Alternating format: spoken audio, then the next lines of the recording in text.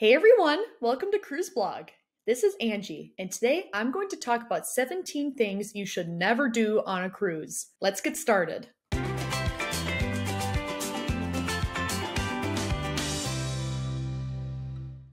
While vacations are a time to forget about your daily responsibilities, all cruise lines have rules in place to help foster a safe environment for both passengers and crew. You don't want your vacation to be plagued with memories of having to meet with security or being kicked off altogether. Number 1, do not try and bring drugs on board. This may seem like common knowledge, however, I just went on a Carnival cruise and was surprised that there was a drug dog sniffing everyone's carry-on bags before security. Cruise lines have a strict anti-drug policy. Even if you live in a state where marijuana has been legalized, it still remains illegal at the federal level. Moreover, cruise lines do not care if you have a prescription to use it for medical purposes. When packing for your cruise, leave the CBD oil, cannabis, and any other form of the drug at home. You will also want to refrain from buying any while ashore. If you're caught, you face getting kicked off the ship without any sort of refund. Number 2, you should not treat any crew member with disrespect.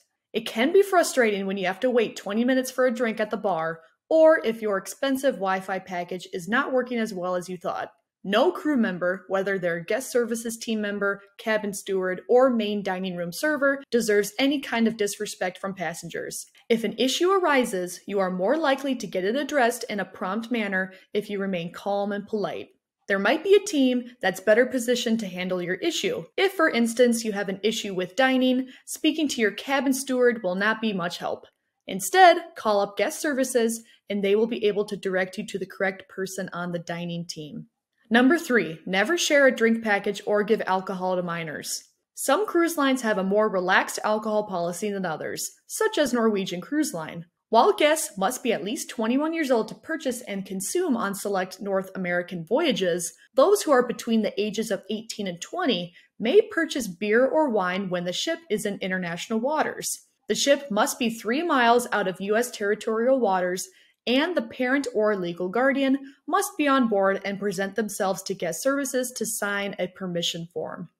If you're traveling with someone underage, consider booking a cruise to destinations where they're able to drink, like the Bahamas or Europe. That way, they'll be able to order a cocktail or two at lunch before heading back aboard. Number 4, don't throw anything off the ship.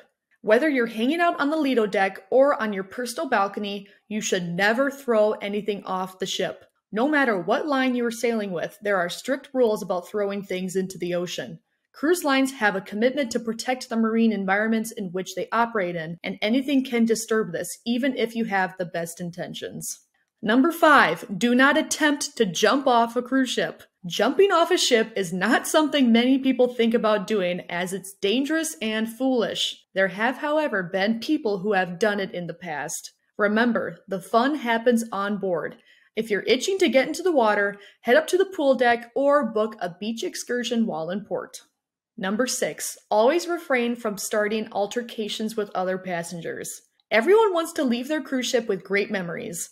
Imagine looking back on your trip and having to remember the afternoon of activities you missed because you were having to speak with a security officer after getting into a fight with another guest. In the event that you find yourself in a heated situation, do not try and resolve the issue all by yourself. Instead, locate a crew member and tell them what's going on. If they are unable to help de-escalate the issue, they will find someone else who can. Number 7, don't leave your phone's cellular data on. Have you ever heard horror stories about people who have been charged hundreds of dollars in roaming fees? This happens when you forget to put your cell phone on airplane mode on a cruise. Roaming charges incur when you pay to use your phone outside of your coverage area, like at sea. If you want to use your cell phone on your cruise, make sure you have purchased a Wi-Fi package. While the cost varies based on what cruise line you're sailing with, you can expect to pay a minimum of $100 for a 7-night cruise.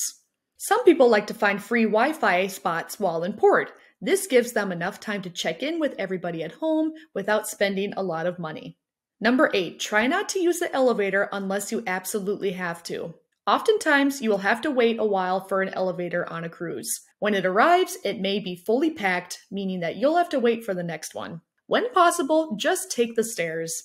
Not only will this help you burn some cruise calories, but it's also polite because it saves the elevators for those who actually need them.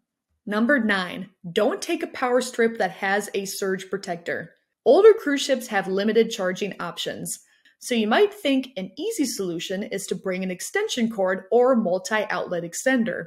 Plugging too many devices into a single plug poses the risk of starting a fire, so these items are banned on many cruise lines. Don't worry though, there are non-surge power strips you can purchase that are cruise compliant. Another option is to buy a European outlet adapter, as many cruise cabins have at least one European outlet. Number 10, don't wait to purchase cruise add-ons. Do you have a specific shore excursion that you want to do? Or maybe you're itching to have hibachi to celebrate your birthday while on board. Whatever the cruise add-on is, popular options tend to book up in advance. You do not have to book every shore excursion with the cruise line. It pays to do research in advance to see what options are out there. Sometimes you might even be able to score pre-cruise discounts by booking these things in advance. There's nothing better than saving money on your vacation. Number 11, do not select a dining time that you are unhappy with. Do you know the difference between flexible and traditional cruise ship dining? Those who select traditional will choose between an early or late dining option. Every night of your cruise, you will eat at the same table with the same waiters and companions. This means that you will not have to worry about making reservations. All you have to do is show up to the main dining room whenever it's time for dinner. Flexible dining is called something different on every cruise line. Carnival Cruise Line, for example, refers to theirs as anytime dining, while Royal Caribbean calls theirs my time dining. With this option, you will not be assigned a table and set time in advance. Instead, you will eat at a different table each night based on what is open when you arrive at the main dining room. If your cruise line allows you to do so, it would be beneficial to make reservations in advance, as some cruisers have reported wait times of up to 45 minutes. When making your dining selection, it's important that you choose which one best suits your needs and preferences. Number 12, never book your flight for the same day as the ship departs. If you do not live within driving distance of the cruise port and have to fly, make sure that you book your flight for the day before your cruise is scheduled to begin. What happens if your flight ends up getting delayed, or worse, canceled? You are out of luck because the ship will not wait for you. It makes sense to schedule your flight on the same day when your land-based vacation is scheduled to commence. With a cruise, however, you're unable to check in at your leisure. A flight delay or cancellation might mean that your arrival is not as timely as you had wished. If your flight to the cruise terminal is delayed, there is a chance that you will arrive and realize that your ship set sail hours ago. Number 13, don't be a chair hog. Chair hogs are people who will leave their belongings on one or more chairs near the pool in order to reserve them. Maybe it's because they want to go grab breakfast first, or simply don't want to be in the pool at 9 a.m. While many cruise lines do try and limit this practice by monitoring which chairs are being actively used, there is only so much they can do. Instead of hogging chairs, only reserve them when you're going to actively use them or be on the pool deck. Number 14, under no circumstances should you skip the safety drill. Before you're able to set sail, everybody on board will have to complete the muster drill. Emergencies at sea are rare. However, the safety drill is in place to help you and your travel party become familiar with your assigned assembly station and other protocols. Even if you've cruised before, you will be required to complete it on each and every sailing. If you don't show up to the in-person drill or fail to complete all components of the virtual muster drill, your name and stateroom number will be given to crew members who will track you down. You may be given a second opportunity to complete the muster drill. However, if you fail to attend it again, you might get kicked off the ship. Number 15, make sure that you only smoke in designated areas. Smoking is permitted on cruise ships in certain areas. This means that you cannot light up in your stateroom, even if you splurged on a balcony. If you are caught smoking outside of designated areas, you face a hefty fine being charged to your onboard account. If you are unsure about the permitted smoking areas on board your specific ship, simply head to guest services and ask. They will be happy to provide you that information.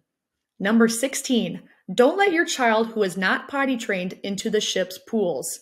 If you're sailing with a child who has yet to be potty trained, it's important that you choose a ship with a splash zone for infants, as they will not be permitted to swim in the regular pools. You will want your young sailor to have a place to splash around on a hot day. Certain Royal Caribbean ships have what they call a baby splash pad, as well as each ship within the Disney fleet. Number 17, only stay in passenger areas. Crew-only areas are designated as crew-only for a reason. You will not find any fun activities like trivia, bingo, or game shows taking place here. Rather than try and sneak into crew-only areas, consider booking a behind-the-scenes tour. Of course, these cost extra and are not included in the cost of your base fare. However, they are a great option for those who want to see the bridge and food galley. Well, there you have it, the 17 things you should never do on a cruise. Let us know your thoughts about this video in the comments below. And while you're at it, don't forget to like and subscribe to our channel so you can be notified every time we have a new video. Be sure to visit Cruise Blog for more cruise tips and advice.